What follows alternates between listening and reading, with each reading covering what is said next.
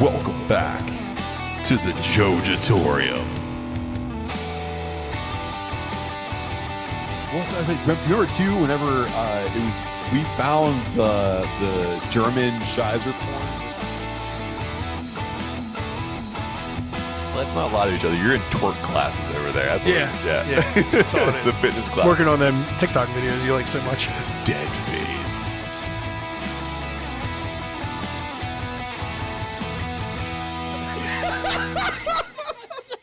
Got right in front of you. Welcome back to the Jojitorium. You know who it is. It's Adam. It's Matt. We're decaying with the boys, and we are definitely going to work on getting a cease and desist on this episode. The Star Wars universe continues to expand with Season 4 of The Mandalorian. Join in on the Star Wars lore as it continues to traverse through... Why are you staring at me? What we're sponsored by Star Wars? We're promoting Star Wars? Mandalorian Season 4. Okay. What you... I don't know. I was unaware of this. You don't... Here. How about this one? Bringing our fantasy favorites to modern times. Once Upon a Time reimagined some of history's best stories. I don't know what that is. You don't know What's Once Upon a Time? It's so it used to be on ABC, and they would take. So we got broadcasting deal? Kinda? Or is this just a passion project of yours? You're going. I mean, I did. Let me do the real. Okay, here. Let me bring it back to Pittsburgh. The 16th Steel City Big Pour will kick off on Saturday, October 7th, starting at 5 p.m. or 4 p.m. for you VIPers and running until 8 p.m. This fundraising event will take over Rockwell Park for what is being described as the biggest Steel City Pour event yet. With over 70 different kinds of beer to try out, this all-inclusive beer and food sampling festival brings awareness to reusing building materials to bring beautiful structures to life. You can still grab your tickets right now by heading to showclicks.com and search Steel City Big Pour, or check out our show notes for the link. But just make sure you tell them that the boys sent you. It's much better. You had some beige flags there for the beginning. We're going to talk about it a little bit as we welcome everybody back here to the Jojitorium. It's a beautiful day. And before we get into some stuff here, Adam, I want to give you the reins for a second, and we're going to do round one beers, and then we're going to have to talk about a couple things, okay? So It's round one. You made an incredible beer. Put them all together.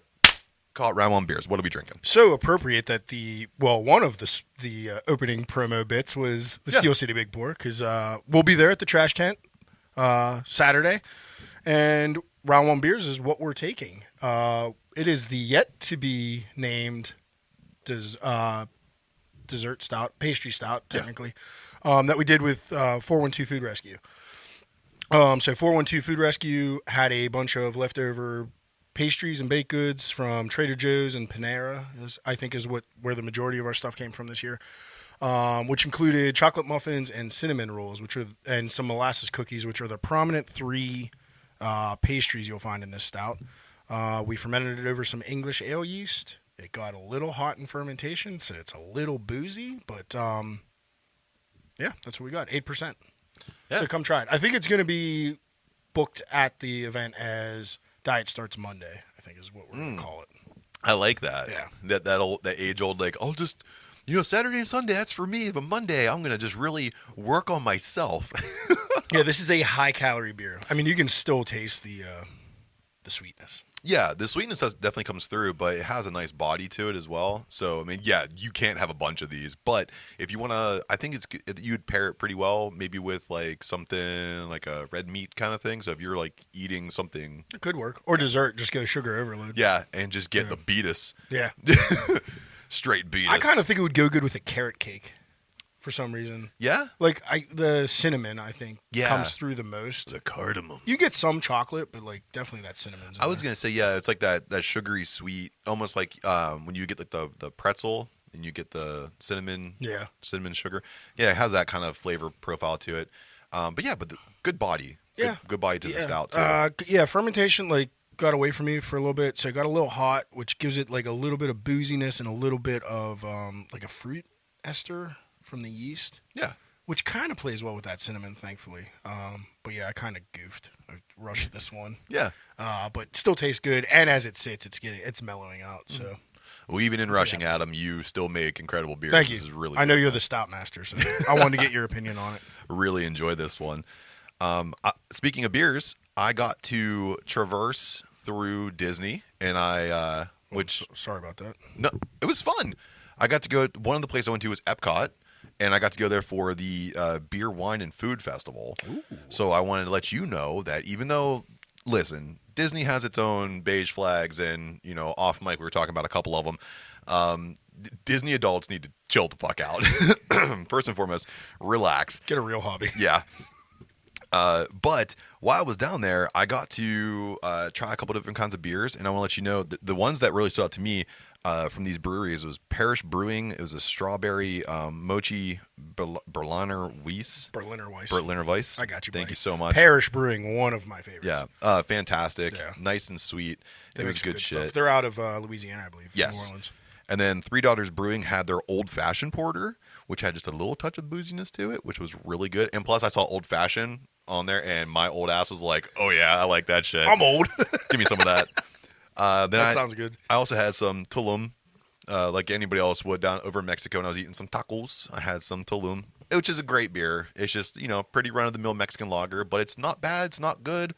It's nice in the middle, and it was cheap too, so which is a nice beer to have walking around. Nice. And then I had and I wrote this in here, and I can't say the damn name, but it is the Weheston Hefferferner. I think you got pretty close. Weheston Steffaner. Yeah. Yeah. But it's a fest beer. It's obviously German. Yes, very much so. But it was a fest beer from Germany. So I did drink around the world as much as I could. Nice. And at the end of the night. Wait, before you go on. Sure. How'd that fest beer stack up to what we had on the podcast last week? Oh, we crushed. Yeah? The fest beers that we had on. I mean, we had Marzens technically, but all German. So. Yeah. But, dude, so good. But that's not to say that this beer didn't deliver. It was fantastic. But I think that it lets me know that the samplings we have from our city and some of the things that we get imported, we have a bevy of riches here in Pittsburgh to choose from. And when I go to other places to try other beers, they're good, but I feel like I'm spoiled here in Pittsburgh. But of course, at the end of the night, because I'm a true American, red-blooded American, I had to go to this one section. It's like the good old glory, because that's what Epcot has to do. It's like USA through and through, bald eagles. And as you had the rest, now it's time for the best. And these are names that xenophobia. And these are beers that everyone is aware of. And I had a flight, so I could watch some fireworks and have some beers. So you could still take care of your children. Yes. I had Rogue Dreamland American Lager, Goose Island Neon Beer Hug, and Left Hand Sawtooth Amber Ale. And the left hand was the best. Yeah? Out of all of them. What style was the Goose Island? I've never heard of that one. It's their like a pale ale. Okay. I mean, it was good, but not a lot of flavor to it. Neon Beer Hug sounds like it might be like a sour or something. That's what I was hoping for, but there are actually huge absence of sours at this thing. Like there wasn't a lot of that. Yeah, it looks like maybe just that one Berliner you had. That was about it, man. And all I had, and that was really like a funk more than anything. But it was good. I recommend going down to Epcot during this time because everyone thinks like it's gonna be really expensive. It wasn't that bad. A flight of beers was $10. Most beers were $8 or $9 for a pint, which is pretty comparable. Better than stadiums. Absolutely, yeah. But if you wanted to get some of like the higher end stuff, you were paying like $13-$14. It's like concert prices. Pretty much, yeah. But it wasn't bad. Not crazy. Yeah, so I was able, and I budgeted out for that too. That's one that they give you this stupid pamphlet when you walk in. They're like, here are some tips for you. Make sure you budget and you stick to it. No shit. I know all this shit. It's like them trying to hand me a beer pamphlet when I'm going into there. I'll be like, shove it. I know more than you. So, Adam, aside from my time at Epcot, while I was gone, you got to go do something really cool too. You were at the Cooper's Lake Home Brews and Blues Festivals. How was that? Yeah, it was great. Good, freaking great music. Some really cool beer. Met some really cool people. Met a couple breweries that, I don't, home brewers that I communicate with over Instagram, but don't see in person much. So it was good to see them since we hadn't been to Cooper's Lake since 2019. So it was good. It was like a little bit of a reunion for some people. A little light this year just because there's so many beer fests. I hope they spread out a little more and we can get more home brewers up there next year. But a really, compared to 2019, not that there was anything wrong with it then, it was run super smooth this year. Had no problems until the rain hit us Saturday night into Sunday when we were packing up. And I've been cleaning up grass and mud from my brewing equipment. Well, just like kegs and stuff. Yeah, of course. For like the last week. And I didn't sleep well because tent camping. But oh, you didn't had a glamp? blast. You weren't glamping? No, we were not glamping. We did bring cots instead of an air mattress. Smart play. Which was all right, but it was kind of like sleeping on a pull-out couch sofa. Like you had that bar in your back. Yeah. But still better than an air mattress. Oh, and I also just like stayed up till 3 a.m. every night bullshitting and drinking.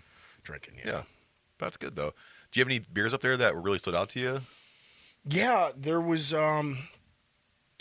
Coal Cellar Brewing did was it a peach sour or a mango sour? It won the event, but it was killer. I think it was mango sour. Yeah. But it was killer. And then good friends of the podcast that recently moved away, Chip Tooth, were there. Oh yeah. And they had some good shit. Nice. So. It's always good to see them come through. Yeah. For sure. So Adam, as I made reference to earlier, I went to Disney, and while I was down there, I did approach some people, and I kind of gave them a pitch, like, hey, this is the Epcot, wine, beer, and food fest, and I am one half of a beer-focused podcast up in Pennsylvania where you guys don't really have a lot of reach because, Disney, small corporation, don't really have a lot of reach. Yeah, a lot of reach. Yeah. So I decided to pitch us to them, and we got picked up. So now we have to do, like what we were trying to do at the very beginning, we have to do the ad reads at the top. Oh, so that's what that was. Yeah, but the problem is now that, so I was trying to do them, and maybe I should have warned you before I started doing them, but you interrupted me, and now... Do you have to redo them? No, I can't, because what they do is they actually put something on my computer, so while we're recording... No. So we owe them money. Disney's controlling? Shocking. How much money? Well, this will just, maybe we'll break even for my trip to Germany I took. About that. Yeah. They don't like that you associated directly with Germany. Oh, but they do. They had German beer at the Epcot. Right, but they want direct contact with Germany, not us. So we were actually considered a third-party contact. Well, I went there before I knew anything about this Disney deal. Right, but when I signed the contract, they kind of went back in our history from the beginning when we started. Oh, they're not going to like anything we said. They have some issues. Yeah, Adam, you have to talk to the mouse. I mean, I don't want to talk down to now. I think we have a boss now, which is why I don't do this podcast to have a boss. Are we going to have to move to Florida? Because I don't like Florida. No. Like I said, Disney, small company. We want to reach out further, and they don't have a whole lot. We're going to be Pennsylvania Disney? Yeah. Oh, boy. Yeah. And also, too, all your beers that you have to make now have to have Disney names. So... Fuck, no. Yeah. No, I don't think I can be a part of this. Well, you have to, because when I signed the contract, I put you... I was like, he definitely... Like you said before, we need sponsors, we need to make some money, and they put money on the table... And I was like, okay, well, I'll just sign for Adam. And I just put your initials. I can give it a try. AB. You want me to give it a try? I'll try an ad read real quick. Yeah, go ahead. Yeah. Disney, Pennsylvania. The best thing to come to Pennsylvania since Oxycontin. Are they cool with that? Like, I got to take a call real quick. Hold on. No, he didn't. I'm sorry, Mr. Mouse. Yeah. Mr. Mouse. Okay. All right. Hold on. Yeah. Hey, man. He said you...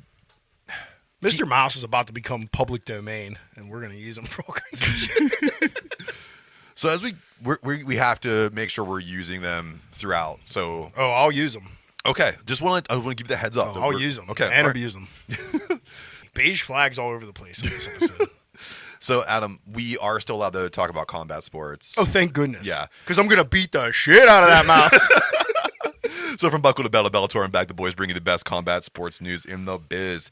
Congrats to Eddie Kingston. Not only did Eddie win the ROH heavyweight title to go alongside of his New Japan Pro Wrestling Strong title, but he also signed a new 4-year contract with AEW. He went on to say that he handled his shit like a man and kept it quiet.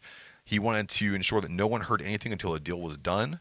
And I believe that is the sign of a true locker room leader. Dude, I totally agree. I think that's very admirable and very adult of a pro wrestler to do it and handle it that way. Especially somebody who's had their troubles in the past with behavior at different promotions. It shows he's really grown. It took him a little longer than some, but there's some that are older and can't behave themselves, Phil. So that's cool, and I think he deserves it. And for him to go from being almost too broke to stay in pro wrestling to now holding 2 major titles, and successfully defending them against Shibata. Yes, it's great. Bang. That's happening in 8 hours from when we're recording. Yes, and he will too. But he's going to win. He is winning. We are in the future. Speaking of bad behavior, Adam, there is some fervor right now about the Diaz brothers. Them in conjunction with the UFC Hall of Fame. There's some idea here that the Diaz brothers deserve it, and some of them say that they don't deserve it. But most notably, Michael Bisping was saying that he believes that Nate Diaz deserves it. Nate Diaz has a 15-year career. He's 16-11 in the UFC, and he's 21-13 overall. That he deserves a spot over his brother Nick.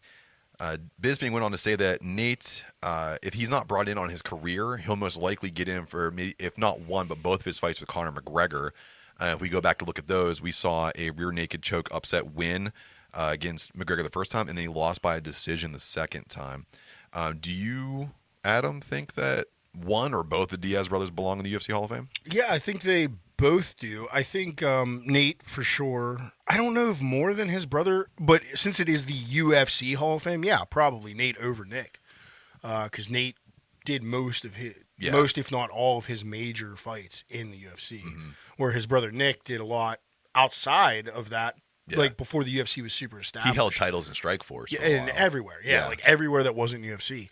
So I think both of them deserve to go in, and I know they're controversial figures with the UFC, like they just don't get along with management, but that doesn't take away from what they do. Not only that, but like they're very active, helping like the youth in California and stuff. Yeah, train, and I mean it's weird to say, but they are role models to some kids. Like, and they're good. They're probably good people outside of the cameras. Like.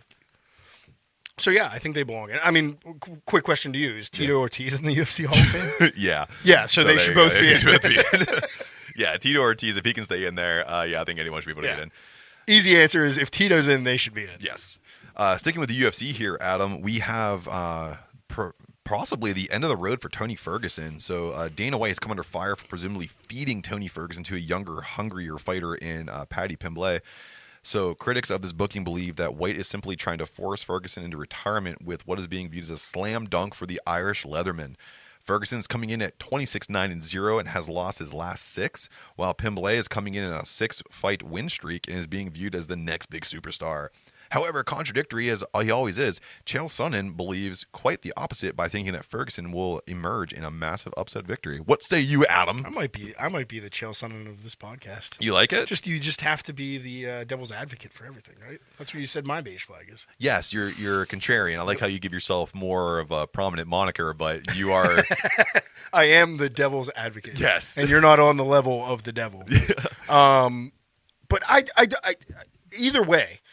Whether Tony wins or loses, this is how the fight promotion game works. You feed an older established veteran to a young and up-and-coming star to either further establish that star or it's a gatekeeping thing. Yeah. So you're either going to further establish Paddy as a real deal or Tony's going to make his second run at the belt. Right. You know, like it's a win-win.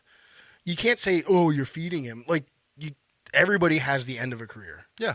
He's still getting booked. He's still making money on this fight. I want to just go ahead and focus on BJ Penn for a minute there because he was. Some people should hang it up. Though. Yeah. But he fed himself to young fighters. Yeah, he was. Yeah. Yeah, he was signing up for that. That's the difference, I think, here. Tony Ferguson still wants to fight. BJ Penn thought he could fight. Well, and this could, I mean, depending on, if Tony loses, and 2, in what fashion, maybe he becomes the BJ Penn situation where, like, okay, you're done. Yeah, you got to I don't know. I haven't seen him fight in a while. He's been out.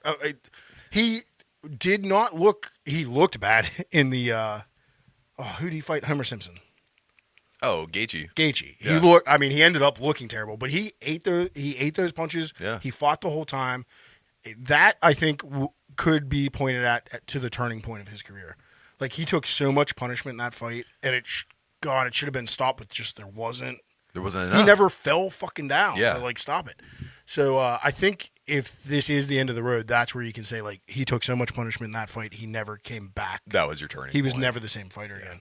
But yeah, I think I agree with Chael. Like I think he has the same shot as anybody to beat Patty. Patty's not beat any big world beaters yet. No, he's collected a few. I think he has four consecutive wins in UFC, and he had 2 prior to that before getting signed on.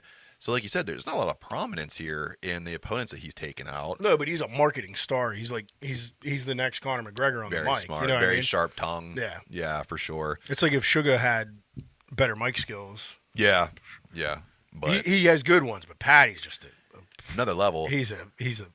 What I like about him too, he's like, yeah, I get fat. I get real fat. I don't care. I cut the weight. I'm fine. Yeah. I'm just fat. You don't want to eat burgers? I love burgers. And like, yeah. I mean, if he had a sponsorship by Disney, he'd run it too. Yeah. Much like we are definitely going to. So, Adam, we are going to fantasy book 2 ways because these 2 wrestlers have been all over the news. Hell yeah. We have Jade Cargill, who cashed in and joined WWE. Congrats to her because she made bank on this. And then on the other side, we have Edge, known as his real name, Adam Copeland. He's AEW bound. He may have already appeared by the time you're listening to this. So let's play Fantasy Booker. Adam, I want to ask you, who's Jade's first big feud in WWE? I think first big feud. So I don't think you should jump her right into the title picture. Depends if Charlotte has the title on her by that time. Yeah. But you can't. It's got to be somebody she can beat. They're not going to want to beat Charlotte. I mean, you could sacrifice. I think you should sacrifice somebody like a Bayley, maybe. But you could sacrifice all the way up to Bianca Belair. I don't like that, but it would work. Because I like Bianca so much, so I don't want that to happen. I do too. Yeah.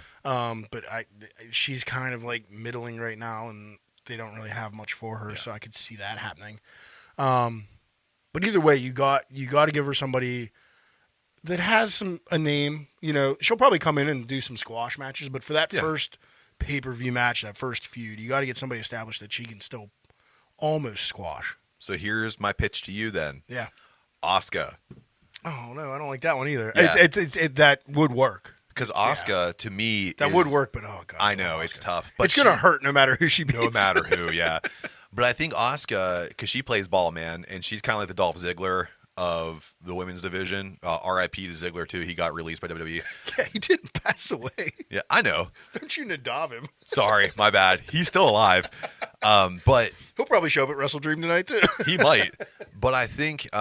Because she can do mid-card, she can do title picture, and I think she has no problem putting over new talent because all you really got to do is elevate Jade when she comes on, and then you can let her play out from there. I'm excited to see what the WWE training does for her because I thought definitely her weakest part was the in-ring in AEW, and even that got better as she went. Mm-hmm. Like at first, I didn't even want to watch it, and then it got much better by the time she went into that program with Statlander. She was really decent. So I really enjoyed it. She obviously takes it seriously and trains her ass off. Yeah. I mean, obviously trains her ass off probably her whole life. She's yeah. fucking phenomenal, and that's why the E probably put eyes on her. But I think technically she's getting much better, and I think with the WWE machine behind her, they could turn her into a star. I mean, she could be the next China.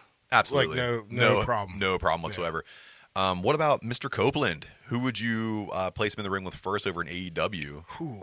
I mean, there's so many I'd like to see. Has he ever done? I think just how injuries always lined up. Has he ever gone against Christian? Yeah, they've had programs before. Because Adam Copeland, Edge, his father's dead. Yeah, so that could work. Okay, but if they already did it, then I would say, oh no, I had somebody and it just slipped my mind. Oh, good with yours, and I'll think about it. So I'm going to go ahead and say I had another good that he's going to tie. I think he's going to debut at AEW, either Wrestle Dream tonight as we're recording, or it's going to be shortly thereafter. And I think he's going to interfere with the Darby Allin match. I think he's going to go in with Darby Allin. Ooh, that'd be all right. Yeah. I do remember mine now because I don't think they ever got to fight in the E. I'd like to see him go with Daniel Bryan Danielson. Yeah. That'd be good. Yeah, because I think they were like ships in the night and never. Yeah, had, the neck so injuries. That would be killer. They had differing neck injuries. Right. So do that now before one of them gets hurt, or Daniel Bryan Danielson. I don't. However the Dragon. The Dragon. The Dragon's on the his way American out. Dragon. He's in the Tony Ferguson stage of his career. So. Well, he also said so much too. He wants to go part time, and what better way to go against premier talent? He doesn't want to be in the title scene anymore. He doesn't care about that. So tangle him up with Copeland. And it's kind of funny that you brought these two because I'm just gonna call him Edge. Edge is on the flip side of Jade. But you also have to use him wise and get what you need out of him. Get the juice out of the fruit, man. Either establish a new star or do some of these classic matches we wanted to see. Don't waste him. Please don't put him in there with Brian Cage and just that would suck. Fuck, I don't know. Yeah, just don't give him storylines that matter. Right. I agree. Or, dude, my penultimate dream is for Christian and Edge to finally bring on Gangrel, and they reform the Brood, and they have to call themselves we are the Cauldron Masters. Whatever it has to be. The Cauldron Masters. And then they go against the House of Black and just all get annihilated. Yeah. It'd be sick, bro. Brody King just ripping fangs out. Oh, my God. Yeah, he's like, give me that. That's mine now. Saw him this week. His hand's definitely broken. Oh yeah? Yeah, he was on Dynamite with Hart. Yeah. Who's looking great, by the way. Julia Hart's starting to look really good. Apparently, she's a ratings popper. Yeah, I can see it. Dude, she got a huge pop last night on Collision. Good. Yeah. So, Adam, we are going into going over or jobbing. My favorite first round segment. I'm going to pitch these ideas to you, Adam, and you and I are going to figure out if they are going over or if it's complete bullshit and it's jobbing. Let's do it. So, Adam, first and foremost here, CM Punk is going to the Big E, WWE. Going over or jobbing? Jobbing. They don't need him. They don't want him. Yeah. I don't think they need him at all. Their creative has been just fine because everyone clamors for him to have the backstage presence, and the only thing I've ever seen him do is support 3 fucking wrestlers in AEW, and all of them they're the only ones to be like, he was really cool to me, and then everyone else is saying he never talked to me. You can only you can't say everybody should sit under the learning tree when you're calling yourself the learning tree. It just doesn't fucking work. Yeah. You don't call yourself the leader and become the leader. You don't give yourself a nickname. Right. It just doesn't work that way. You got to prove it through behavior. Where he's like, I'm telling you, because I'm over 40, I'm the fucking leader. Yeah. If you don't listen to me, you're an empty-headed dumb fuck. And also too, you've been gone for 7 years prior to this, right. So I'm sorry, but I'm looking to other people who've been leading that locker room in a much better way, and I want to lean on their expertise. For some reason or not, I don't know why they would do this, but FTR are putting all their support behind them when FTR has done so well in the Indies, the E, and AEW. Why are they saying go to CM Punk? I think it's because Punk, Punk saw in them that they were just legit wrestlers. They are legit, and Punk likes that. And I'm not saying Punk doesn't seek out good talent and good talent, but right. He's also got a big head on him about how experienced he is. I get it. You loved wrestling your whole life. But you just gotta let it kind of be there for everybody and just let it naturally happen. CM Punk, you can't be like Disney. Disney is supporting. Yeah. Disney is a supporting entity. You're not. You're a good dude, but it's a lot cooler to be an anarchist in your 20s than when you're in your mid 40s. Yeah, you know what I mean. You're not rocking the establishment anymore. You need to become.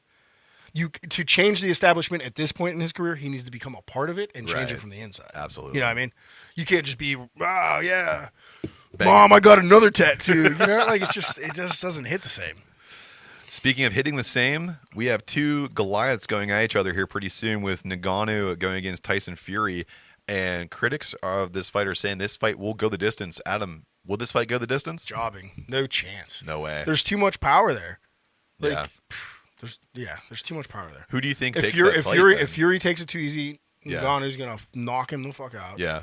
And I don't think Ngannou's gonna be experienced enough to last the whole time with Fury. Fury's gonna win. I think Fury is gonna win. Fury would have to majorly underestimate him to lose. And I don't think he's doing that. Right. I think once Ngannou brought Mike Tyson on, not to screw up our Tysons, but you brought Mike Tyson on. I think that allowed Fury to understand how diligently Ngannou is taking his training. Yep. Last but not least here, Adam, Becky Lynch's NXT title reign will get that division over because NXT Women's Division has kind of been in a middling era right now. So do you think that title reign from the man will elevate that division? Yeah, I mean, it's got elevated a little bit. I don't know if it's going to get to the extent it was with the Four Horsewomen and things like that, just because they don't have that many names. But they have to do something. They had to shoot it in the arm somehow, and I think this is a good shot in the arm for it. I think it is too, and plus it gives you an opportunity for some of that younger talent. Kind of like how we were talking about before, you want your younger talent to get elevated, and I think Becky Lynch has the ability to do that because she has great in-ring work and she's good on the microphone. I like how she called it NBXT. So she's already like, I'm taking over. I was always better than you guys. I have your title. You come get this strap. And I think with that, you're going to see like maybe the love of my life, Gigi Dolan, will actually come out and do something. Oh, yeah. Battle of the redheads. You know how I feel about that. Absolutely. And also too, like, you've already seen some banger matches because Becky has also shown herself to be very durable. She went through an Extreme Rules match during No Mercy where she retained the NXT title, but it still elevated her opponent. I mean, she did a great job selling a lot of offense from what we can consider to be one of the most green NXT women's champions of all time. So I think it's going over. I think she's going to elevate NXT with a title. And she said this week herself that she wants to do that. You know what I mean? Yeah. Like she shot basically on WWE and said, we need to use some of these women and boost them properly. Like, even people on the main roster, like Candice LeRae and people like that. But also the girls in NXT, the women in NXT. Like, everybody needs to get boosted up to make that roster what it was. It was so good even 2 years ago. So, let's get it up there. Let's do it. I would love to see the NXT Women's Division go back to, like what you said, the Four Horsewomen. I thought that was Those were some of the best women's matches in the history of wrestling. Hands down. And I think it actually kind of led to when we saw that Bianca Belair, Sasha Banks at WrestleMania when they headlined. They were riding the wave of how well WWE was booking their women's divisions. Right, absolutely. Yeah. So speaking of booking, Adam, we are going to go and book ourselves a little break right here. Sponsors! Yeah. We do have one now. Disney! Fuck. Well, support Cult-Worthy and Casting Views and all of our other podcasting friends. Yeah. Sugar-Coated Murder, all these ones I'm now learning and enjoying. Yeah. I love it. So we are going to hear from some of our friends. And if you support our friends, you support us. When you support us, we get to do some pretty cool things. So we'll see you on the other side. Hey, Ann Barner. Hey, Karen Beatty. We need a promo. You know, like where we talk about what we do on our podcast. On our Sugar-Coated Murder podcast? Like how we love to bake and talk about murder? That's what we need to talk about. There you go. I think we've talked about it. Y'all find us on all your favorite listening apps. Stay sweet. And don't murder. Because if you kill people, we will talk about you. Welcome back. Hopefully you heard something you like from our friends, because when you support our friends, you support us. When you support us, we get you some pretty cool stuff. Adam, we lost our fucking sponsorship. You said Oxycontin in the first half, and I told you... I said Disney would bring as much joy to Pennsylvania as Oxycontin. It's a prescription drug. It's a prescription drug that has killed thousands. Well, that's sad. That's because they abused the system. Yes. But also because the opioid epidemic is on... destroyed Appalachia. They did. Which I love. Yeah. Fuck them. So, because Disney doesn't like you to bring awareness to things, they said... Oh, yeah, sorry for bringing the real world into your fantasy castle, you fucking mouse. Well, he's not happy. Neither was I. Now I'm happy. Good. Didn't need his money. Okay.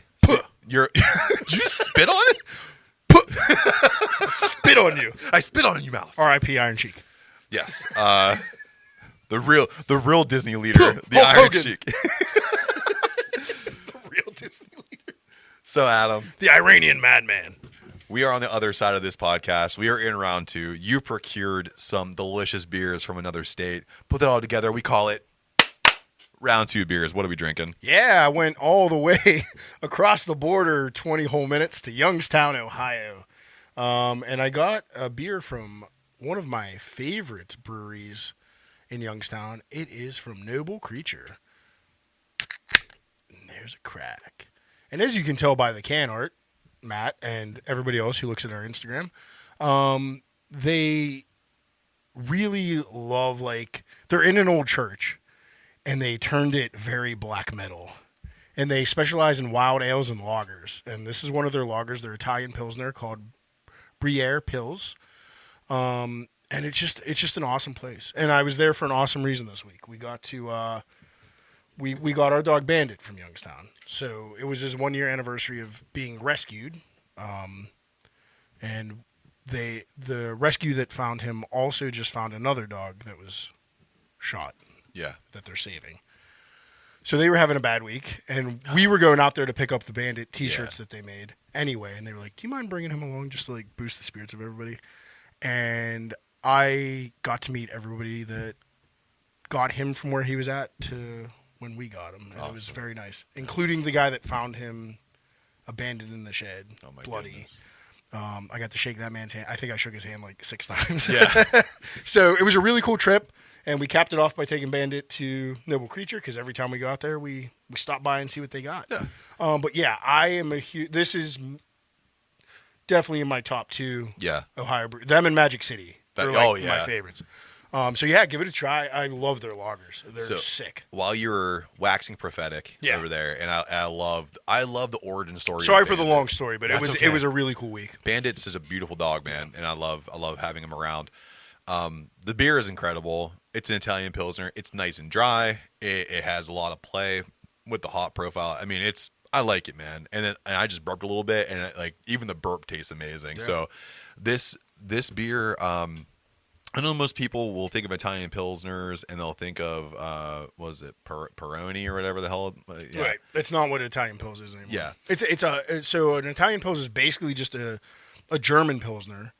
That's hoppier, and the hops should be traditionally all European hops that make it bitter. Right. So it's just almost like a pale lager, but it's a European pale lager. And it's crispy too. So right. I've made this declaration before. I'm a clear beer guy, even though I love my goof ass stouts. But I do love a good clear beer, especially ones that come off very crisp. And this one has super crisp. If you like a good Italian Pils and you want to break away from the commercial stuff, this is Nobelstein. You can find them on all social media, Nobelstein Brewing Company on Facebook, Instagram, X.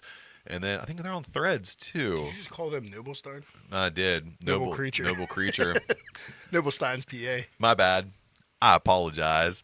But Adam, before we go into anything else, can you shout out the rescue of where you got Bandit from? All About the Paws was the rescue that saved him, and the Mahoning County Dog Pound was the people that initially saved him, found him and got him to the vet. Sorry, the vet's name. It's the vet in Mahoning also had him for a month and nursed him back to health. Right. So all of those great people in. I don't talk highly about Ohio often, but those are some good people there in Mahoning County and Youngstown. So yeah, and it's incredible they were able to nurse Bandit and then this other dog back to health. Yeah, and check. I mean, especially if anybody's in in search for a bully breed, they are. There's speculative, of course. There's got to be a dog fighting ring out there because they're getting pit bull breeds and similar fighting dog breeds. Abandoned all the time out there, and we got Bandit. He was definitely probably trying to be raised as a fighting dog, and he's the gentlest dog. Yeah. He had kids hanging on him at Cooper's Lake last week, and he was just loving it. So always look to adopt. Yeah. Absolutely. It's always a good option. You can and meeting the people behind the scenes. There's some really fucking just genuine people. Yeah. And you can support those two entities by searching them out on all social media. I know they do take donations, and they All About the Paws has a huge Facebook group that they post multiple times a day. So So if you're out there looking for your next furry best friend, check them out. I mean, it could be your next best friend. Yeah. Yeah. And it's only it's an hour and 20 minutes outside the city of Pittsburgh. Yeah. Not too bad. Go out there. Visit some dogs and go to Noble Creature. Yeah, go to Noble Creature. Get some of this Italian Pils, baby. So, Adam, we are moving into our second round here, and I want to propose to you, because it is spooky season. I love me some spooky season. I decided to dive into the scariest pro wrestlers of all time, because we know pro wrestling can have some goof-ass, silly goose times, but sometimes creative likes to take a walk on the scary side. Bleacher Report put together their top horror-based wrestlers. So let's you and I rip them apart and see what makes them tick, and maybe make some suggestions of our own if they're in there for good measure, okay? Yeah. So we're going to start off at number 10 here, the original entity, the original entry of Doink the Clown. So when he used to come out to the crowds in the late 80s and early 90s, his music would actually start with a very ominous, high-pitched laugh. And when he would come out to the crowds, he would do like a G.G. Allen, like pick one person and stare at him kind of situation. Doink the Clown, the original guy, was one of the most terrifying wrestlers of all time, because he played almost like a serial killer-esque persona when he would come out in the face paint, which is terrifying. And we've seen, after so many times we see a wrestler get reimagined, as they kept recasting Doink, he got more and more into like the sideshow circus kind of thing. Cartoon bullshit. Yeah. But that I like that original you one, sugarcoat everything. I try my best. I'm trying to get Disney to come back. So, for number 10 there, that's Doink the Clown. Yeah, I mean, I do remember, like, when he first was on, it was terrifying. Like, the music would change, and he would, like, grimace, and, like, I swear to God, it was always the same makeup, no matter how cartoony bullshit they were making him.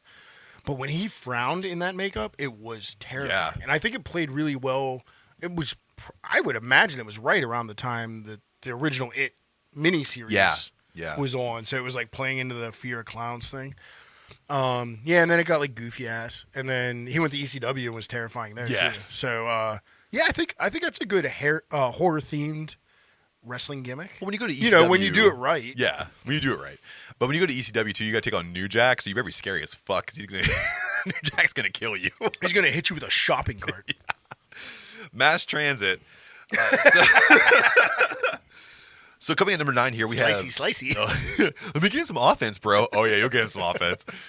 So coming at number 9 here, we have Papa Shango. So this is one of the times that WWF at the time, WWE now, they got a little too racist for my likings. Even as a kid, I was like, I don't know if this is okay, because they took a guy from the Bronx and they put him in like. I didn't even think about the racism implications. Yeah, they put him in. You're right. Yeah, Haitian makeup, and they made him a voodoo priest. Voodoo medicine man, maybe. Something like that. But the thing that was scary about him is that he was able to strike fear into everybody. His music would hit, the lights would go out. He was one of the original guys that really made the whole entire stadium go dark when he would come out, and then he would just get in people's faces.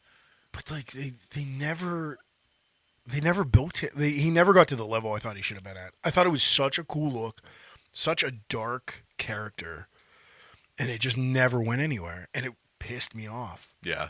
And then he became the Godfather. Well, then he became Kama the fighting machine, and then he became the God. Well, no, then he was in Nation of Domination. He had so many things. Yeah. But yeah, ended up as the Godfather. He had a really storied career, even though starting off as Papa Shango. I even liked him as Kama, but like Papa Shango was like.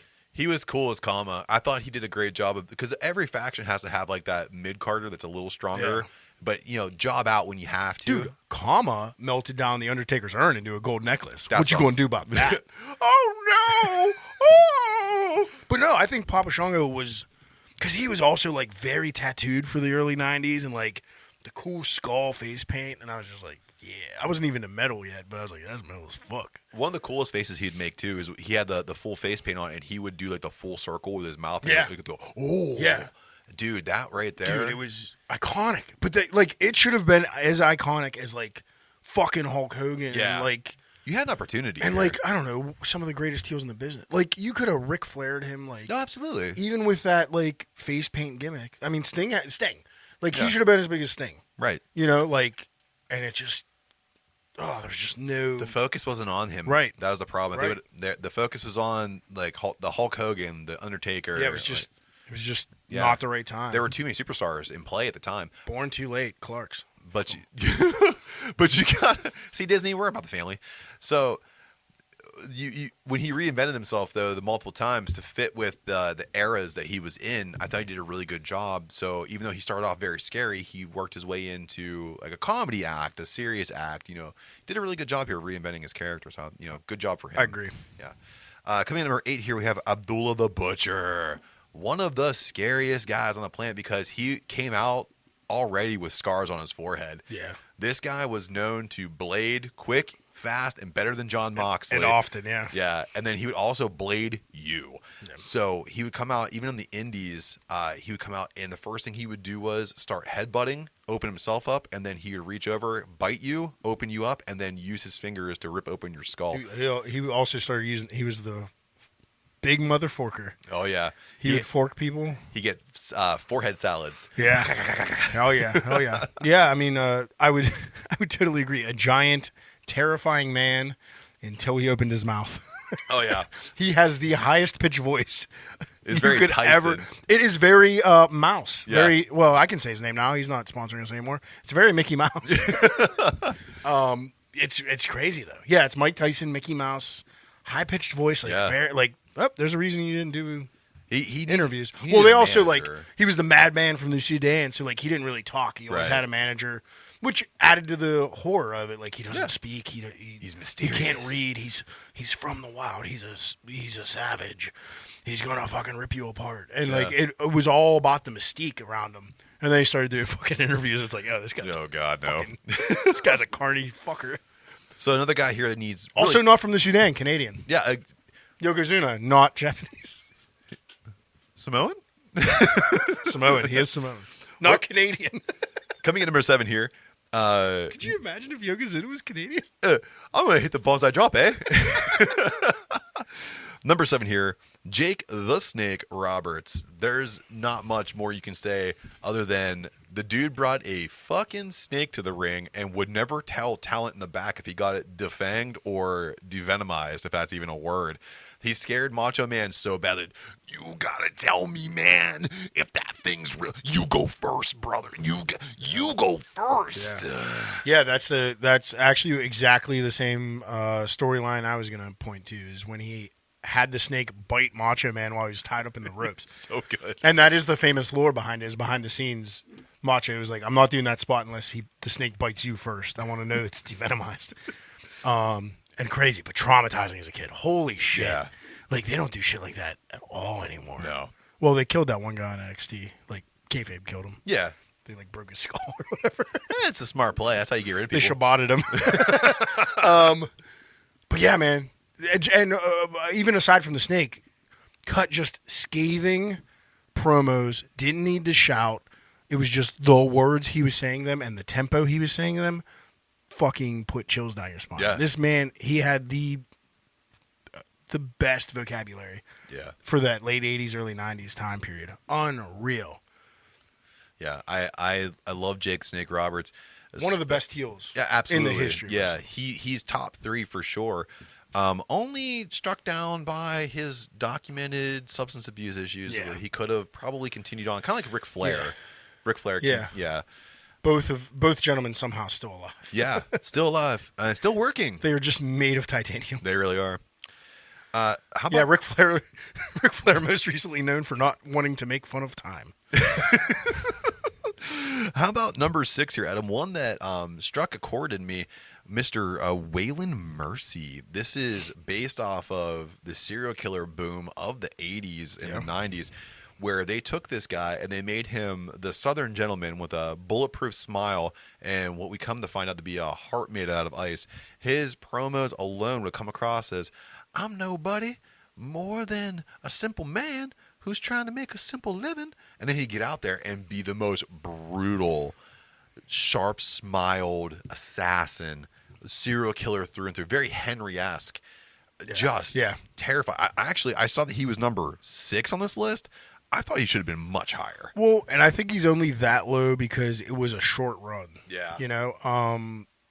Also, based on the serial killers of the time, based on Robert De Niro's character in Cape Fear, it was unreal. Another guy, great on the mic, but cut too short. Not quite like Papa Shango. Like Papa Shango was kind of held down just by like bad booking. Yeah. Where Waylon Mercy, I think, would have gotten pushed way higher, but he just had so many. I forget who he wrestled as in WCW.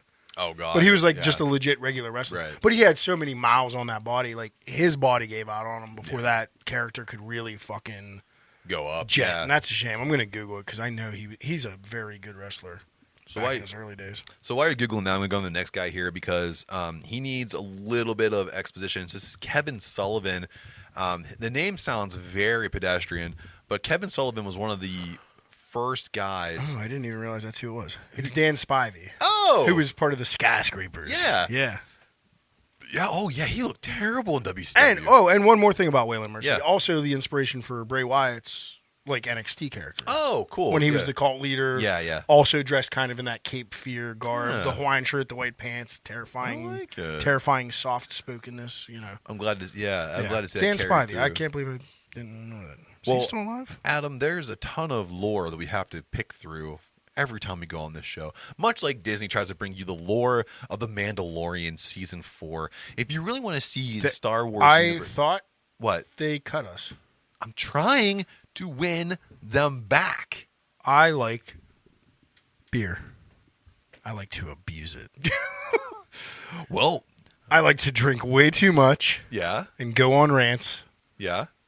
And that's And how I don't you- think Disney likes that. No, they I'm like going it, to keep yeah. saying it. And I love The Punisher. and they're going to screw it But up. not but not for political reasons. I just liked him as a comic book character. So speaking of comic book characters, like I was saying before, Kevin Sullivan, one of the original vampire-esque horror influenced wrestlers Yeah. of lore. Hell yeah. His big run was in ECW where he would cut promos where he would actually spit blood at the camera, which caught a lot of attention, especially with the crew in the background who was getting pissed off that every time that Kevin would cut a promo, they would get covered in fake blood every time. He would go out there and he was another guy. He would gouge, he would bite, he would tackle, he would go after anybody. He'd go into the crowd after fans. He loved Bring Your Own Weapon night at 5'2", ECW. eyes of blue. Absolutely. And this guy, He was the Chucky of professional wrestling. and he was vicious. He was the short. vicious. He was the short king. He was the short king we all Short demon needed. king. They say he was the direct influence for Gangrel. I can believe that. Yeah. So, like, even like in the going way back to the territory days when he was in Florida Championship Wrestling, I believe it was called. Yeah. The crowd legit. This is when kayfabe ruled all. The crowd thought he was a legit Satanist. Yeah. And like satanic, and he had like a cult. And The Westboro Baptist Church used to protest at his. I'm not even joking.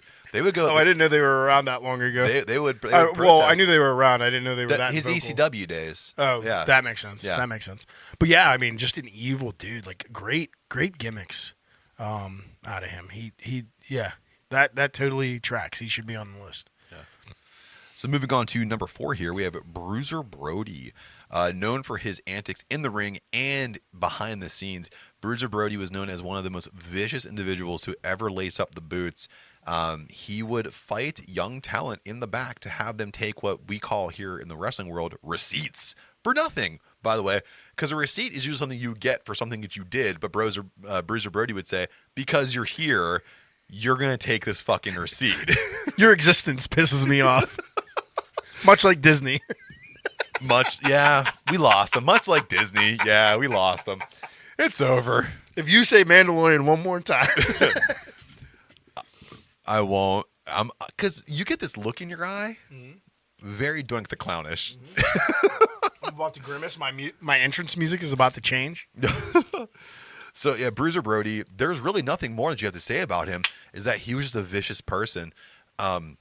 He was known to be as safe as he could be in the ring, but he would also, at times, if he felt that he wasn't going over, he would take it out on the talent he was in the ring with, which made him kind of unpredictable at times, which would scare other wrestlers, and it would also scare fans in attendance.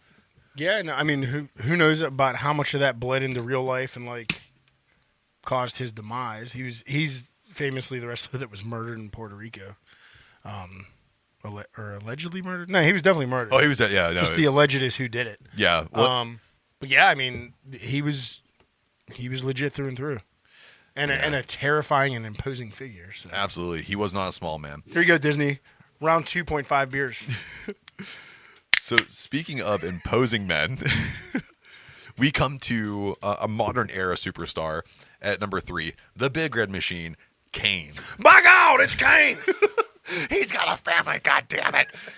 So Kane debuted as The Undertaker's brother who was trying to avenge the loss of their family, which we saw storylines play out where Paul Bearer ended up being Kane's father, and so on and so forth. And oh no! What are we going to do with the first Inferno match? You burnt your brother. The essence of Kane was incredible because he used the Stark Red Lights when you come out, and he had the same mystical powers as the Undertaker, but he used fire, of course, because he was burnt by fire. The scariest thing about Kane is when he took his mask off and he realized that he actually wasn't burnt. He looked like an idiot. Which kind of plays into my point, because like initially when I saw him at number 3, I was like, nah, that's too high. And then, but you got to think about it. Like, you got to think about before they bastardized the character. Yeah. When he initially debuted, and for those first 2 years or so, Amazing. fucking terrifying. Yeah, it was gold. Must watch television. And then it got goofy, silly goose times. Absolutely. Corporate Kane. Corporate Kane, and then I think his Whose hair grows like that? I think his feuds with the Undertaker and Mankind are staples in the Attitude Era. Especially because the brutal violence that accompanied those assaults that you would see on a weekly basis on Monday Night Raw, and then the multiple main events that he had over the pay-per-view era as well. So we're going to go to number 2 here, a man that would scare the crap out of anybody just because of the pure size of him, Andre the Giant. He was made to be almost like the Incredible Hulk, kind of riding the wave of that titular Marvel character. Vince McMahon set out to find a person who could match up with the stature of what people were tuning into on a weekly basis on cable television, and he found it in Andre the Giant, most known to be one of the biggest drinkers on the planet. The dude's hands were bigger than a can of Miller Lite, and he most notably scared Val Venus into not drinking for, I think, a year after he picked up Andre the Giant, I believe, at the airport and tried to drive him to the arena where Andre said, beer. And he made Val Venus stop and get 2 cases of whatever, American Light, let's say. And then from there, Val thought he was going to have some roadies with Andre the Giant, where Andre went on to drink all the beers by himself and then walk unstaggeredly into the hotel. Just ready to roll. Yeah. Actually, I've got a report that what Andre the Giant was drinking was actually Abjuration Brewing. So yeah, Oh, it's Abjuration? Yeah, he was a big fan of Abjuration. Big fan of Abjuration. Yeah, I understand why. I mean, Because they put their stuff in 16-ounce cans, so it didn't look bigger. It looked normal Yeah. in his hand. Yeah. Shout out to Abjuration. Shout out to Abjuration. But yeah, I mean, you can't. There's never, and there probably never will be, a more imposing figure than Andre the Giant, because he was the first super prominent national giant. You tried with Kali, they're trying now with Amos. Like, it just doesn't hit the same. Right. He was just a legit giant person. Yeah. And the character was great. A lot like Abdullah the Butcher. Like, didn't speak much, always had a manager, especially when he went national. But just unreal. Like, you can't beat it. He's the complete antonym of Kevin Sullivan. Yeah, absolutely. Yeah. Speaking of the phenom, the undeniable one, coming at number 1, of course, you knew this was coming. It's the Dead Man, the Undertaker. He is ringing the bells from the moment he debuted to when he had the replacement Undertaker, to the staple Hell in a Cell match with Mankind, to corporate Undertaker, Biker Undertaker. Keep on rolling. I mean, you have so There's many. nothing more terrifying than Limp Bizkit. And they performed live, too. He also had Kid Rock for a while. Yeah, he did. I'm the American fat ass. Yeah. It was I think his scariest run was as the ministry leader, because he had that got dark. Yeah, real dark. They hung a guy. He crucified Stephanie and Austin. Yeah. And then of course in that whole thing, they had to fuck it all up, and they had to make Vince McMahon the leader of the true leader of the ministry. It was me, Austin, the whole time. The supreme power. Yeah, there were times where the Undertaker, of course, like the lights go out, the bell tolls, the purple mist just fills the arena, and you just see him do things a big man shouldn't do. Oh, yeah. Being able to roll over the top of the rope and land feet first, no problem. Tightrope walk. I mean, you just saw him do the unimaginable. And then his feuds were great. Great on the microphone, great in the ring. Had no problem putting talent over. I mean, who didn't he feud? Like, he feuded with He didn't care. everybody, He took right? everybody on. Shawn, Austin, Hulk. Mankind, Hulk Hogan early on in his career, yeah. Yokozuna. all the way up to, like, Randy Orton and Yeah. AJ Styles. Like, shit. Yeah, and then finally lost his WrestleMania streak to Brock Lesnar. Brock Lesnar. My name is Paul Heyman. Where's he on this list? I actually disagree with him being number one. Where the fuck's Gangrel? So that leads me into asking you, Adam, do you have any, not replacements, but anybody you want to mention here that should have been in the top 10? I mean, yeah, Gangrel, seriously, and the Brood as a stable, they were pretty terrifying. I think so, and, too. like the dark vampire shit. Twilight. And you're missing Bray Wyatt. Yes. But he's a newer. Like, this is an older list. I don't think there's anybody in this era. Like, this is a lot of 90s and before, not and Yeah. 80s. So maybe that's just too recent. But no, it's a pretty solid list. I'm trying to think of one. I got one for you. The guy who only appears once every so many years, the Boogeyman. Oh God. Yeah, he's kind of cartoony. He was cornball. He was cornball, but the cool thing about him is that when he would pop up, and He was like a Disney monster. yes, very much so, very over the top. They just really over animated him, which is, yeah, you're not wrong. I mean, it's it's like hyperbole of a monster, of a demon. But the cool thing about him is that he got to be, when he first appeared, he was very serious, and then as he progressed on, he kind of became like R-Truth, like great performer, but fucking clown shoes. Just clown shoes. Yeah. I think he Hey, was. Boogeyman, don't wear anything out there tonight except your clown shoes. 'Cause Yeah, that's what do. you are. Yep. But I like seeing him pop up, and he was in. Do you see his appearance in that SmackDown video game that he was in for a second? Like he had to go like all the way in the back of the. Yeah. Yeah. Like, Boo. yeah. The clock would ching ching ching. Oh, oh, oh. We got Round 3 beers. What's on tap, and where can you find us? Yeah, there's fucking nothing on tap. I'm sorry, folks. Yeah. Stay tuned. Come November, there will be stuff on tapped. But you can find us at Steel City Big Pour on October 7th.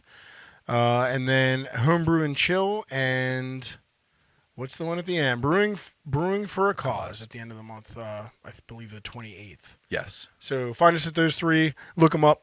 All the tickets are on sale now. Get them. And again, like we said at the top, this is the final Big Pour. So Yeah. let's all get out there and enjoy it one last time. Have a good time and support a good cause. If you want to know what's going on with Adam down here in the Brew Lab, it's _brew on all social media, Facebook, Instagram, X. If you know what's going on with the boys down here at Jojitorium, we are at the DWTB on all social media, Facebook, Instagram, Twitter, now known as X, Threads, YouTube, TikTok, all the stuff. Check out our Redbubble, buy some t-shirts, and don't forget about our YouTube. We are still sitting somewhere around 50-some subscribers, and it does help us out whenever you subscribe. Get it up. Let's get that going, because Disney just dropped us. There ain't no video yet, but if we get our subscribers up there, we'll be. We're trying our best. So until next time, down here in the Jojitorium, we're talking about the spooky and ookiest of the pro wrestlers and drinking some Italian pills. Until next time, cheers. Cheers. Hung out with infamous friend of the podcast last Yeah. night. We were out till 2, and then he had got some munchies. So we go down to Get Go, and he accidentally ordered 16 hot dogs with almost everything on them, and 1 grilled chicken sandwich. It's like when you order the Wendy's, you get a Diet Coke. So I was like, I don't know what to ask you, man. What's with the 16 hot dogs, or what's with the 1 grilled chicken sandwich? Like, were you trying to be good and then just went off the deep end? And literally, these hot dogs had everything on them except sauerkraut and ketchup. It was like they were loaded 2 a.m. And thank God they had 2 people making food. But anyway, so we get back here. He eats 1 hot dog in my car on the way here, and then 2 here and passes out. And out of guilt, I ate 1 to like help him out. Let me help you with these hot dogs. And it was pretty good. Well, it had everything on it. You ate a salad. So at one point, though, I go to the bathroom and leave him out here because I think he's passed out. And just like waiting for his Uber. He took it upon himself to hide hot dogs around my house. So I woke up this morning, and every room I walk into, there's a thankfully sealed hot dog from get-go. I'm like, you motherfucker. There was one in my car, too. I found it this morning. So, yeah, I've been playing Glizzy Easter egg hunt all day. Fuck.